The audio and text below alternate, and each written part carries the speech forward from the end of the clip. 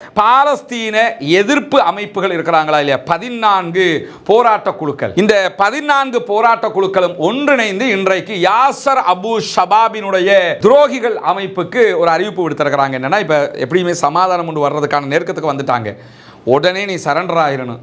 Surrender ஆகாத பட்சத்தில் இந்த குறிப்பிட்ட நாட்களுக்குள்ளாகவே இந்த 14 அமைப்புகளும் உன்னுடைய ஆட்களை எங்க கண்டாலும் தட்டி தூக்கிடுவோம் அப்படின்னு சொல்லி இன்றைக்கு அறிவிச்சிட்டாங்க. நீதிமன்றம் சரண்டராக சொல்லிட்டாங்க.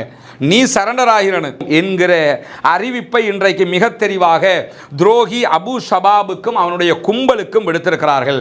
இவன் தான் என்ன பண்றதுன்னு சொன்னா, காசாவுக்குள்ள அந்த கரேம் அபு ஷலேம் வழியாக ஒரு 10 ட்ரக்கு உணவு வந்துச்சு. அந்த உணவுகளை எல்லாம், அந்த லாரிகளை எல்லாம் ஆயுத முன்னிலையிட அவங்களுக்கு சாப்பாடு கொடுக்கக்கூடாது, கொண்டு வாடான்னு சொல்லி கடத்திக்கிட்டு போய் இஸ்ரேல் கையில் கொடுத்துடுறது. அந்த அப்பாவிகளுக்கு உணவு கூட கிடைக்க விடாமல் செய்கிற ஒரு துரோகி, அந்த பாலஸ்தீன மண்ணுக்கு துரோகம் இழைக்கக்கூடிய ஒருவன் இஸ்ரேலுடைய பயிற்சிகளை பெற்றுக்கொண்டு இஸ்ரேலுடைய ஆயுதங்களை வைத்துக் கொண்டுதான் இந்த அநியாயத்தை செய்து கொண்டிருக்கிறான்.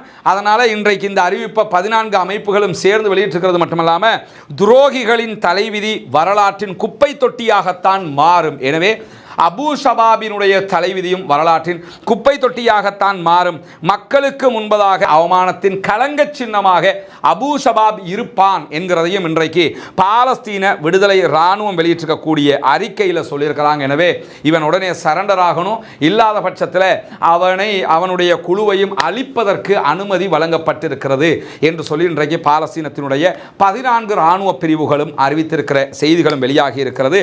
இதே நேரத்தில் ஹிஸ்புல்லாஹ்வுடைய தலைவர் இன்றைக்கு வெளியிட்டிருக்கக்கூடிய ஒரு செய்திதான், எக்காரணம் கொண்டும் நாங்கள் சரணடைய மாட்டோம் என்று சொல்லியிருக்கிறார். ஹிஸ்புல்லாஹ்கள் சரணடையணும், ஆயுதத்தை கீழே போடணும் அப்படின்னு சொல்லி இன்றைக்கு லெபனானுடைய பிரதமரும் சொல்லியிருந்தார். அதற்கு தான் அதெல்லாம் கனவுலையும் நடக்காது, நாங்கள் சரணடைகிறதோ ஆயுதத்தை கீழே போடுறதோ எக்காரணம் கொண்டும் நடக்காது, இஸ்ரேல் என்ற ஒரு நாடு இருக்கும் வரைக்கும் அதை நாங்கள் செய்ய மாட்டோம் என்பதையும் திட்டவட்டமாக சொல்லியிருக்கிறாங்க.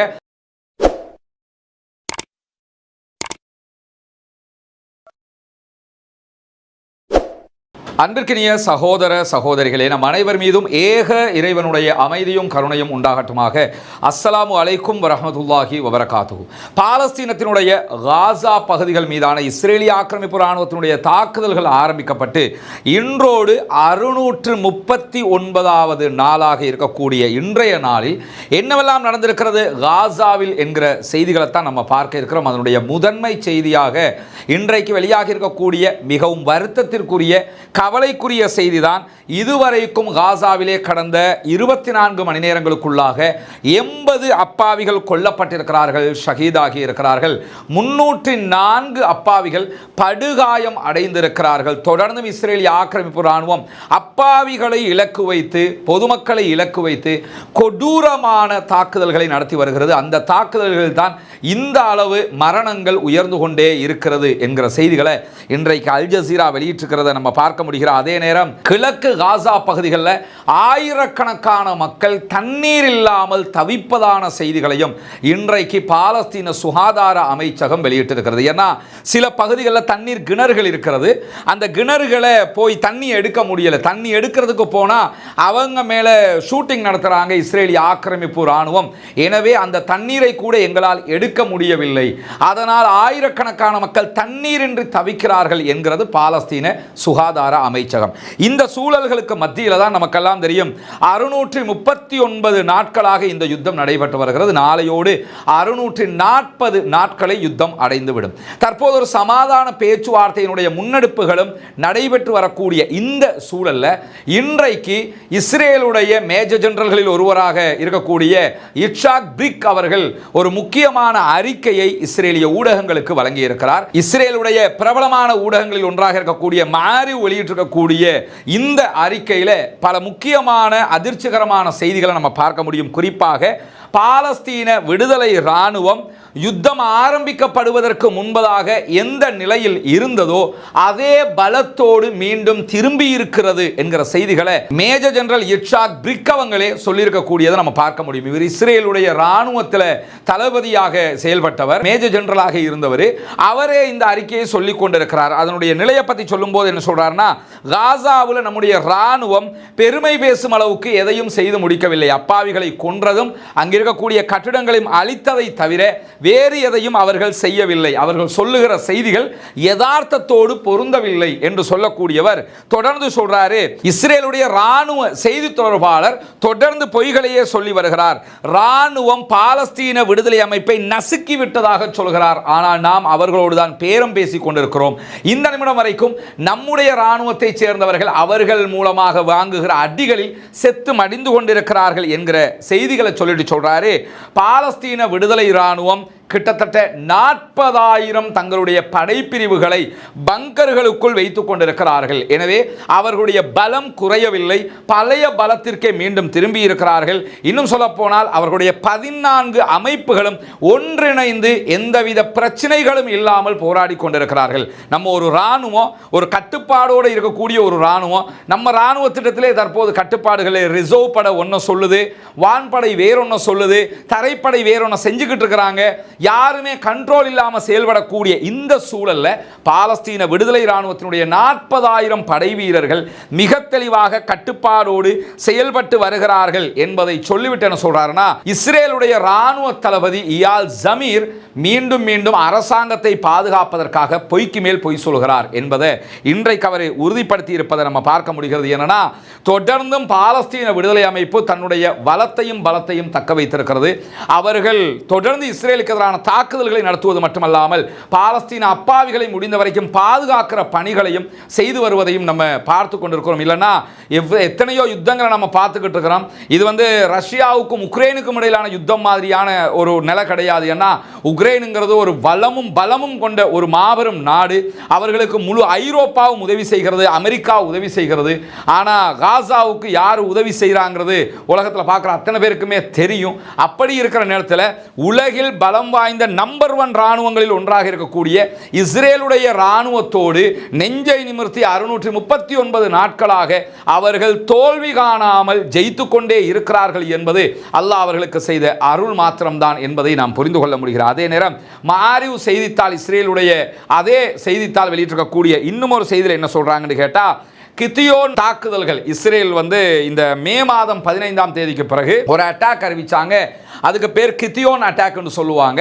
அந்த அட்டாக் நார்த் காசாவினுடைய பல பகுதிகளையும் கைப்பற்றி வைத்துக் கொள்வதற்காக மேற்கொள்ளப்பட்ட ஒரு அட்டாக்.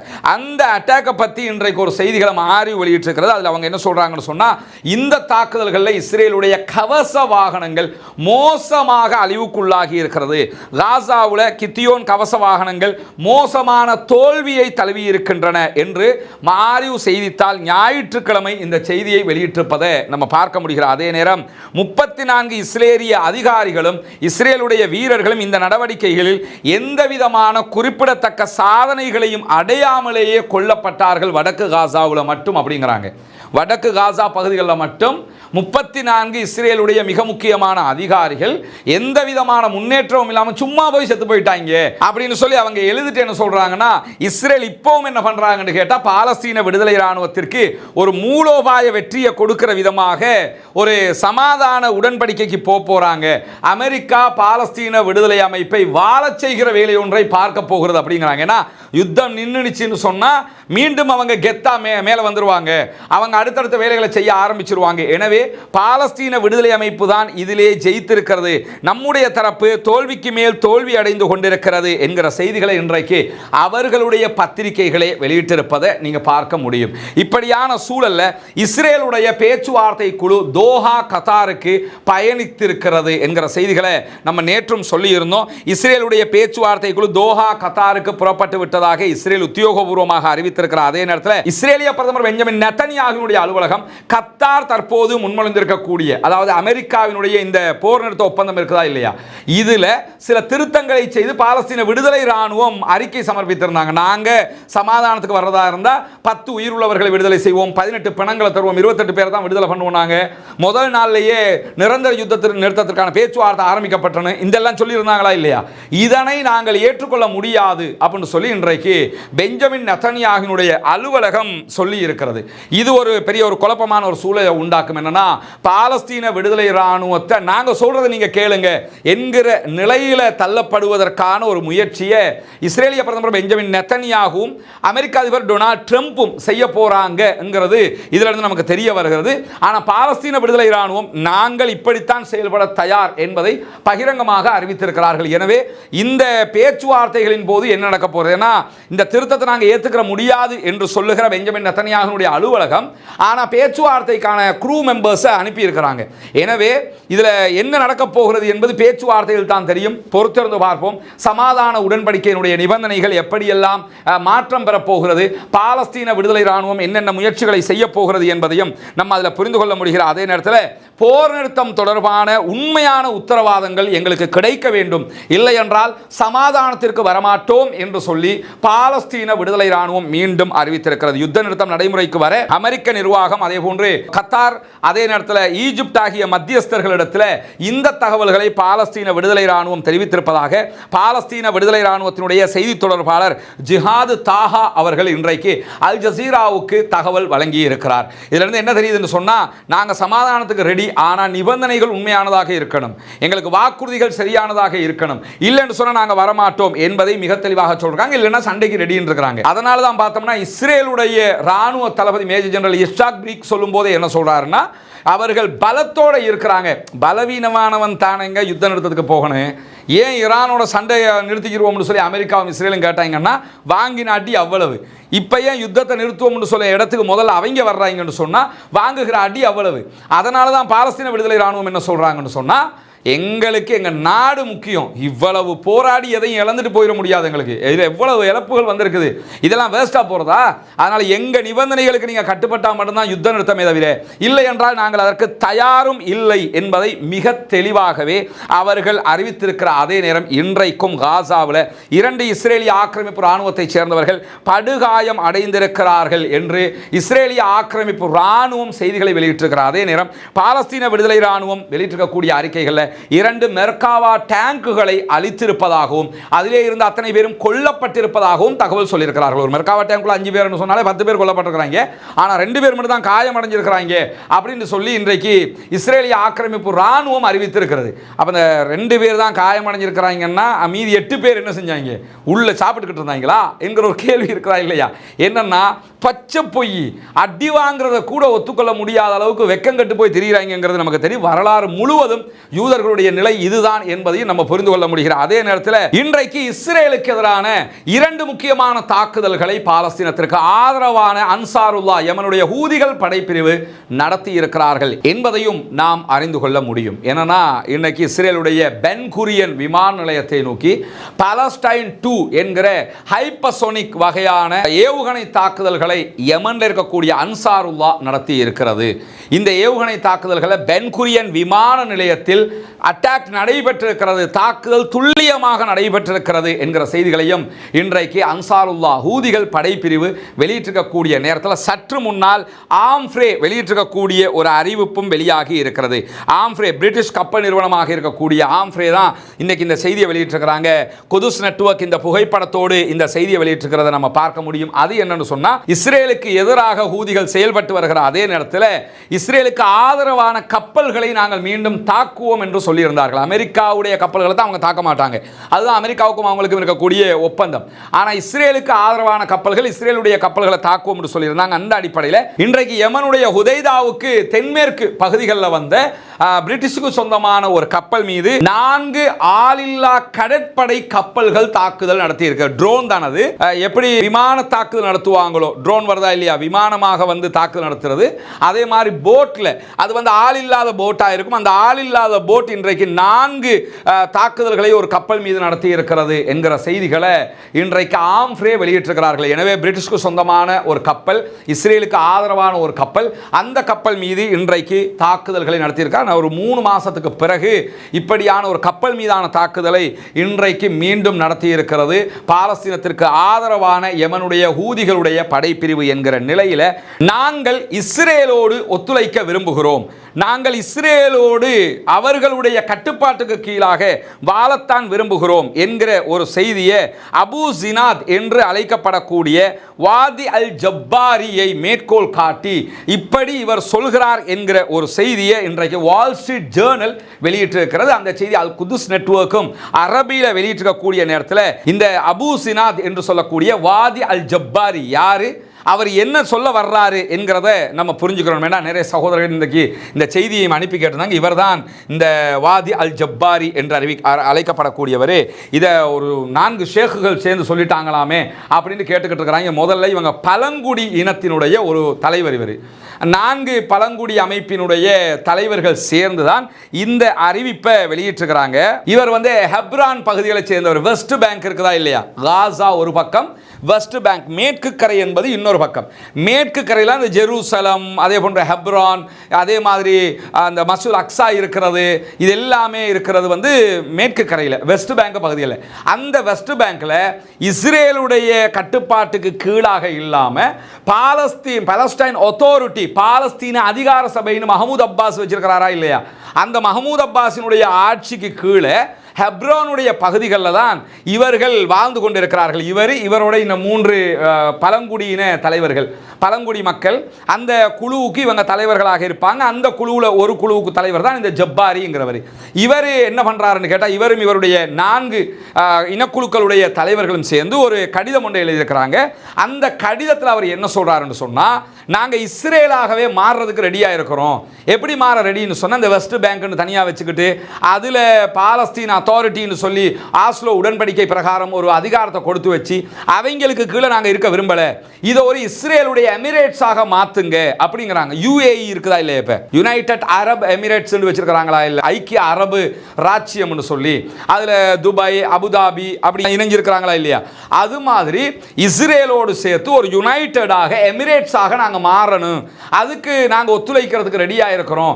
இந்த பாலஸ்தீன் அத்தாரிட்டிங்கிறத கலைச்சு விட்டுருங்க, பாலஸ்டைன் அத்தாரிட்டியை ஒரு உங்களுக்கு கீழே இருக்கக்கூடிய ஒரு மாநிலம் மாதிரி வச்சுக்கிறங்க, அதே மாதிரி ஹெப்ரோனையும் உங்களுக்கு கீழே இருக்கக்கூடிய ஒரு மாநிலம் மாதிரி வச்சுக்கிறங்க, எங்கெங்கெல்லாம் நீங்கள் இடங்களை கைப்பற்றுறீங்களோ அதையெல்லாம் உங்களுக்கு கீழே இருக்கக்கூடிய மாநிலங்களாக வச்சுக்கிறங்க. ஒரு ஆட்சி கீழே துபாய் இருக்கும், அபுதாபி இருக்கும், இந்த மாதிரி இருக்குதா இல்லையா, இந்த மாதிரி இதை இஸ்ரேலுக்கு கீழே கொண்டு வாங்கன்னு சொல்லித்தான் இன்னைக்கு இவர் கோரிக்கை வச்சிருக்கிறாரு. நமக்கு என்னன்னா, ஷேഖோடு சொல்லிட்டாரு, இந்த முடிய ஏதோ ஒரு மாபெரும் அறிஞர் ஒருத்தர் ஒரு ஃபத்வா கொடுத்துட்டாரு போல இந்த மாதிரி நினச்சிக்கிட்டு இருக்காங்க. அவர் பழங்குடியின தலைவர்கள், இவங்க எலும்பு துண்டை போட்டால் வாலாட்டக்கூடியவங்க. மஹமூத் அப்பாஸே அப்படித்தான், ஆல்ரெடி மஹமூத் அப்பாஸ் ஆட்சி அப்படித்தான் இருந்துகிட்டு இருக்குது, இஸ்ரேலுக்கு கீழே தான் இருந்துகிட்டு இருக்குது. இஸ்ரேலுடைய மானியத்தை வச்சு தான் அந்த ஆள் வாழ்ந்துகிட்டே இறக்குறான். மஹமூத் அப்பாஸ் ஆல்ரெடி அடிமை தான், ஆனால் அந்த அடிமைத்தனம் பத்தலையாம். மஹமூத் அப்பாஸ் முட்டுக்காலில் தான் நின்றுக்கிட்டு இருக்கிறாரு. நாங்கள் மல்லாக தூங்கிறதுக்கு ரெடியாக இருக்கிறோம், காலில் விழுந்துறதுக்கு நாங்கள் ரெடியாக இருக்கிறோம்னு சொல்லி இந்த இவரோட சேர்த்து ஒரு 4 பேர் இன்னைக்கு ஒரு அறிக்கையை வெளியிட்டிருக்கிறாங்க. அதுதான் அந்த எமிரேட்ஸை உண்டாக்கணும்னு சொன்னால் இந்த எமிரேட்ஸ் கதை தான் சொல்லியிருக்கிறாங்கன்றது சுருக்கமாக புரிஞ்சுக்கிறேங்க. அதே நேரத்தில் பாலஸ்தீன எதிர்ப்பு அமைப்புகள் இருக்கிறாங்களா இல்லையா, 14 போராட்ட குழுக்கள், இந்த 14 போராட்ட குழுக்களும் ஒன்றிணைந்து இன்றைக்கு யாசர் அபு ஷபாபினுடைய துரோகிகள் அமைப்புக்கு ஒரு அறிவிப்பு விடுத்திருக்கிறாங்க. என்னன்னா, இப்ப எப்படியுமே சமாதானம் கொண்டு வர்றதுக்கான நெருக்கத்துக்கு வந்துட்டாங்க, உடனே நீ சரண்டர் ஆயிரணும், சரண்டர் ஆகாத பட்சத்தில் இந்த குறிப்பிட்ட நாட்களுக்குள்ளாகவே இந்த 14 அமைப்புகளும் உன்னுடைய ஆட்களை எங்க கண்டாலும் தட்டி தூக்கிடுவோம் அப்படின்னு சொல்லி இன்றைக்கு அறிவிச்சிட்டாங்க. நீதிமன்றம் சரண்டராக சொல்லிட்டாங்க. நீ சரண்டர் ஆகிறணும், நீயோ வேற யாரோ எங்கே ஒன்றை கண்டாலும் எங்களுடைய குழுக்கள் எப்படி இஸ்ரேலோட சண்டை பிடிக்கிறோமோ அதே மாதிரி உன்னுடைய குழுவை அழித்தே தீருவோம் என்கிற அறிவிப்பை இன்றைக்கு மிக தெளிவாக துரோகி அபு ஷபாபுக்கும் அவனுடைய கும்பலுக்கும் விடுத்திருக்கிறார்கள். இவன் தான் என்ன பண்ணுறதுன்னு சொன்னால், காசாவுக்குள்ள அந்த கரேம் அபு ஷலேம் வழியாக ஒரு 10 ட்ரக்கு உணவு வந்துச்சு. அந்த உணவுகளெல்லாம் அந்த லாரிகளெல்லாம் ஆயுத முன்னிலிட அவங்களுக்கு சாப்பாடு கொடுக்கக்கூடாது, கொண்டு வாடான்னு சொல்லி கடத்திக்கிட்டு போய் இஸ்ரேல் கையில் கொடுத்துடுறது. அந்த அப்பாவிகளுக்கு உணவு கூட கிடைக்க விடாமல் செய்கிற ஒரு துரோகி அந்த பாலஸ்தீன மண்ணுக்கு துரோகம் இழைக்கக்கூடிய ஒருவன் இஸ்ரேலுடைய பயிற்சிகளை பெற்றுக்கொண்டு இஸ்ரேலுடைய ஆயுதங்களை வைத்துக் கொண்டுதான் இந்த அநியாயத்தை செய்து கொண்டிருக்கிறான். அதனால இன்றைக்கு இந்த அறிவிப்பை 14 அமைப்புகளும் சேர்ந்து வெளியிட்டிருக்கிறது மட்டுமல்லாமல் துரோகிகளின் தலைவிதி வரலாற்றின் குப்பை தொட்டியாகத்தான் மாறும். எனவே அபூ ஷபாபினுடைய தலைவிதியும் வரலாற்றின் குப்பை தொட்டியாகத்தான் மாறும். மக்களுக்கு முன்பதாக அவமானத்தின் களங்க சின்னமாக அபூ ஷபாப் இருப்பான் என்கிறதையும் இன்றைக்கு பாலஸ்தீன விடுதலை இராணுவம் வெளியிட்டிருக்கக்கூடிய அறிக்கையில் சொல்லியிருக்கிறாங்க. எனவே இவன் உடனே சரண்டர் ஆகணும், இல்லாத பட்சத்தில் அவனுடைய குழுவையும் அழிப்பதற்கு அனுமதி வழங்கப்பட்டிருக்கிறது என்று சொல்லி இன்றைக்கு பாலஸ்தீனத்தினுடைய 14 இராணுவ பிரிவுகளும் அறிவித்திருக்கிற செய்திகளும் வெளியாகி இருக்கிறது. இதே நேரத்தில் ஹிஸ்புல்லாஹ்வுடைய தலைவர் இன்றைக்கு வெளியிட்டிருக்கக்கூடிய ஒரு செய்திதான், எக்காரணம் கொண்டும் நாங்கள் சரணடைய மாட்டோம் என்று சொல்லியிருக்கிறார். ஹிஸ்புல்லாக்கள் சரணடையணும், ஆயுதத்தை கீழே போடணும் அப்படின்னு சொல்லி இன்றைக்கு லெபனானுடைய பிரதமரும் சொல்லியிருந்தார். அதற்கு தான் அதெல்லாம் கனவுலையும் நடக்காது, நாங்கள் சரணடைகிறதோ ஆயுதத்தை கீழே போடுறதோ எக்காரணம் கொண்டும் நடக்காது, இஸ்ரேல் என்ற ஒரு நாடு இருக்கும் வரைக்கும் அதை நாங்கள் செய்ய மாட்டோம் என்பதையும் திட்டவட்டமாக சொல்லியிருக்கிறாங்க. ஹிஸ்புல்லாக்களுடைய தலைவர் நாயிம் காசிம் அவர்களுடைய அந்த வீடியோ, அவர் பேசியிருக்கக்கூடிய அந்த உரை நாளைக்கு நம்முடைய ரஸ்மின் டாக் யூடியூப் தளத்தில் தனியான ஒரு வீடியோவாக அது பற்றிய ஒரு வீடியோ வெளியிட இருக்கிறோம். என்னன்னா இன்னைக்கு அவங்க பேசியிருக்கக்கூடிய பேச்சிலிருந்து என்ன தெரியுதுன்னு கேட்டால், இந்த யுத்த காலகட்டத்துக்குள்ள சிரியாவிலிருந்து பஷர் அல் அசாத் வெளியேற்றப்பட்டதோட ஈரானுடைய ப்ரொக்சிஸாக சிரியா இருந்தாங்க, அது ஈரானுக்கு ஒரு பெரிய இழப்பாக போயிடுச்சு. அந்த காலகட்டத்தோட ஹிஸ்புல்லாக்கள் சைலண்ட் மூடுக்கு போயிட்டாங்க. யுத்த சமாதான நிலையில் இருக்கும்போது யுத்த நிறுத்தத்தை மீறி இஸ்ரேல் பல தாக்குதல்களை ஹிஸ்புல்லாக்களுடைய நிலைகள் மீது அதே மாதிரி மற்ற இடங்கள் மீதெல்லாம் நடத்தினாங்க. அப்போ கூட அவங்க எந்த ரெஸ்பான்ஸும் பண்ணாமலே இருந்தாங்க. ஆனால் திடீர்னு இன்னைக்கு பார்த்தோம்னு சொன்னால் அது ஆயுதங்களோட ரோட்டுக்கு வந்துட்டாங்க, வந்து பெரிய போராட்டங்களை எல்லாம் ஆயுதங்களோட போராட்டம் நடத்த ஆரம்பிச்சிட்டாங்க. நாங்கள் ஆயுதத்தை கீழே வைக்க மாட்டோம்லாம் சொல்லுகிற காட்சியை நம்ம பார்க்க முடியும். இது எங்கேருந்து வர்ற கெத்துன்னு சொன்னால் ஈரானுடைய வெற்றியினால் கிடைத்த உற்சாகம்.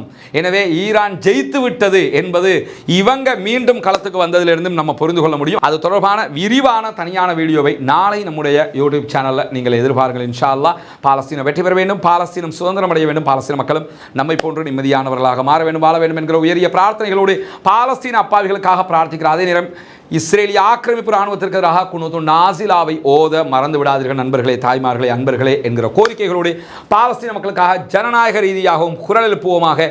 வாஹிர் தஅவானா அல்ஹம்துலில்லாஹி ரப்பில் ஆலமீன்.